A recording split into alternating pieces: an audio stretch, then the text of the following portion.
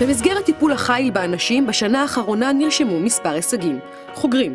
בקרב אוכלוסיית החוגרים ניכרת עמידה מלאה באיכות הליבה ובכמות המתגייסים לחיל. מיצוי לקצונה. אנחנו ממשיכים לשמר את הנתונים של השנתיים האחרונות, הפיקודים מבצעים ימי הכנה משמעותיים לקראת סדרת המיון החילית, ישנה עמידה כמותית ואיכותית מלאה במכסות החיליות לקצונה. סגל זוטר. קיימת עלייה באחוזי האיוש של הקצונה הזוטרה בחיל. כעת ניצב גרף האיוש על 99%, המהווים את הבסיס לבניית דור המשך איכותי לשנים הבאות. בנוסף, ניתן לראות השנה קידום מואץ לתפקיד השליש הגדודי באמצעות הורדת גיל השליש ל-21. וכן קידומם של קצינים לאחר קדנציה של שנה ו4 חודשים בתפקיד. שימו לב, צמצום ציומי תפקיד בטרם עת לקצינים בחובה ובקבע ראשוני ירד בשנת 2016 ב10%, במקביל ירד גם אחוז הקצינים המבקשים לקצר שירות. סגל בכיר. למרות השינויים במודל הקבע, החיל מצליח לשמור על היקף הקידומים בדומה לשנים עברו. שנת 2016 אינה ייחודית, היות ואנו רואים את השפעות מודל הקבע והתר"ש כבר בשנה זו, ובהקשר זה ניתן לראות עלייה ביחס המיון לתפקיד הקשלח, בהצהרה בגיל הקידום לרס"ן, שמירה על יציבות בהיקף קידומים לסא"ל, עלייה בהיקף סיכומי הפרישה בדרג הרס"ן, וירידה בגיל היוצאים למרכז הערכה. נגדים. השנה מימשנו את המדיניות החילית באשר למשכי קדנציות לנגדים, מעבר בין תפקידים וגופים שונים למטרת קידום אישי ועוררות ארגונית, בשיעור תחלופה יציב המותאם למקצועות השונים. נראית מגמה בהיקף הקידומים של נגדי המשען מהקבע הראשוני לקבע המובהק, ותכנון תלת שנתי להבטחת יציבות הקידומים לאורך שנים. ניכרת מגמת עלייה בגיל הפרישה לנגדים על פי המתווה המטכ"לי, וגיבוש מנגנונים להשארת המשרתים דרך הכשרות לפיתוח מיומנויות בין אישיות, והתאמת מסלול ההכשרות לתפקיד. השקעת משאבים לרכישת השכלה על תיכונית ואקדמית, פתיחת כיתת תון חילית בהתמחות משאבי אנוש, הסכמי שת"פ באוניברסיטת בר אילן לתוכנית המזכה בהשכלה ישימה ומתן מלגות. השכלה גבוהה. הענקת אפשרויות שונות ללימודים אקדמיים במסגרת הצבא, ואף בתוך הבסיסים כחלק מהשירות. תמרוץ הסגלים בהדרכה וייעוץ. השנה הענקנו תמרוץ כספי ל-117 קצינים ונגדים. 16 קצינים קיבלו תמריץ רכב, 66 קצינים ונגדים אושרו למלגת סיוע ללימודים, כיתת התון החילית נפתחה בנובמבר 2016 עם 35 נגדים, 38 קצינים ונגדים אושרו ללימודים מתוך השירות ביום מלא. בנוגע לקשירות ומוכנות של חיל השלישות, גם כאן שימרנו ואף קידמנו את התפיסה לפיה יוקמו מרכזי גיוס פיקודיים. המרכז הראשון החל לפעול בפיקוד העורף, ובשנת 2017 יחל לפעול מרכז הגיוס הפיקודי השני בפיקוד הדרום. לאחרונה הוכנסה לפעילות ניידת ההדרכה אשר מגיעה לכל תרגיל ברמת החטיבה ומדריכיה מספקים שירותי הדרכה פעילים במהלך התרגיל למען לימוד החומר בצורה טובה יותר. טיוב האימונים והמוכנות. גם השנה קיימנו את האימון המרכזי של החיל, האליפות המחשלת שהחלה בשנה שחלפה תופסת תאוצה ואף הרחיבה את מתאמניה גם לרמת החטיבה. כלל המשתתפים הוכיחו מצוינות וחלקם אף הוכיחו הצטיינות יתרה. שדרוג מערכות מידע.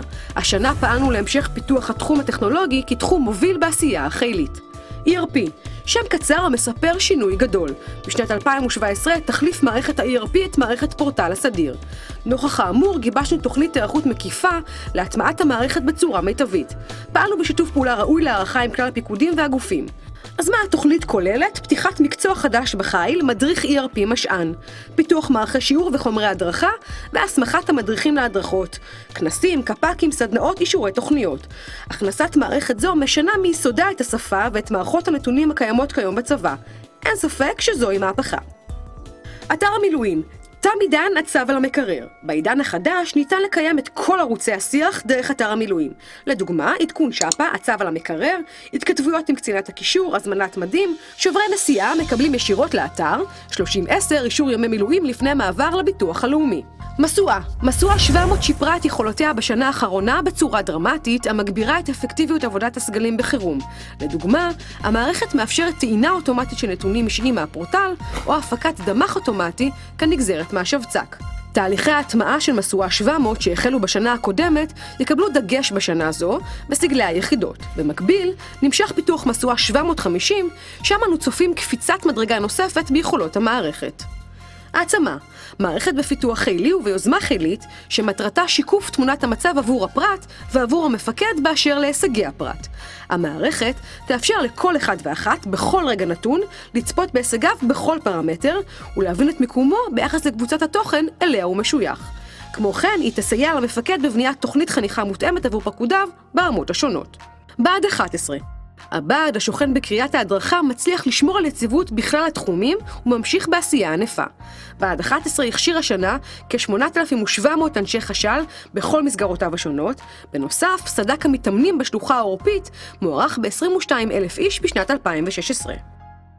הציפייה כי קצין המשען ירחיב את אחריותו, יתערב וישפיע גם בנושאים בהם אין לו סמכות ישירה, מתוך ההבנה שלנושאים הללו השפעה חיובית וישירה על הפרט. על מנת לתמוך בתפיסה בשנה החולפת, גובשו מספר מנגנוני עבודה, כאשר העיקרי שבהם הינו פורום אנוש. פורום אנוש הינו מנגנון עבודה פרקטי, קבוע, ובעל ערך מוסף למפקדים ולסגלי המשען. פורום אנוש נשען על תהליכים שונים המתקיימים ביחידה על ידי גופי המקצוע השונים. הפורום מתקיים אחת ל4 חודשים, ואילו ביקורת אכ"א תמשיך לבקר בשגרה ולבחון פערים ביישומם בשטח, וזאת על מנת לשפר את התהל, מזון ושירותי הרפואה כחלק ממנגנון הביקורת ותציף פערים לרמה המטכ"לית. כמו כן, פעלנו להשארת סגלי המשען בהכשרות אקדמיות, מתוך מטרה להרחיב את ארגז הכלים של קצין המשען. שנת 2017 תסמל את שנת המעבר מגיבוש ליישום, ובמסגרתה נממש את כלל המנגנונים שסוכמו. בנוסף, חיל השלישות ישנה את שמו לחיל המשען, או בקיצור מחש"ל למש"א, מקשל"ר תהפוך למקמשר, וקצין השלישות המסורתי יהפוך להיות קצין המשען החדש. סיכת החיל תתחלף בטקס רשמי שיערך בכל היחידות. את המעבר תחתום עצרת החיל המתוכננת להתקיים במהלך חודש יוני עוד השנה. לצד כל המשימות המשכנו את שימור ההיסטוריה החילית וזיכרון החללים של החיל. אכן עשייה משמעותית ולא פחות מכך מאתגרת. הישגי החיל מקורם באנשים. אני רוצה מכאן להביע הערכה רבה לכל אחד ואחת ממשרתי החיל, אשר בוחרים כל יום מחדש להמשיך ולטפל באנשים בצורה הטובה ביותר. אני גאה בכם וסמוך ובטוח כי גם בשנה הנוכחית שבאה עלינו לטובה נמשיך לפעול כאשר הטיפול באנשים מהווה נר לרגלינו. נתראה כולנו בעצרת החילית שתתקיים בחודש יוני. עד אז שתהיה לכולנו המשך עשייה פוריה וברוכה.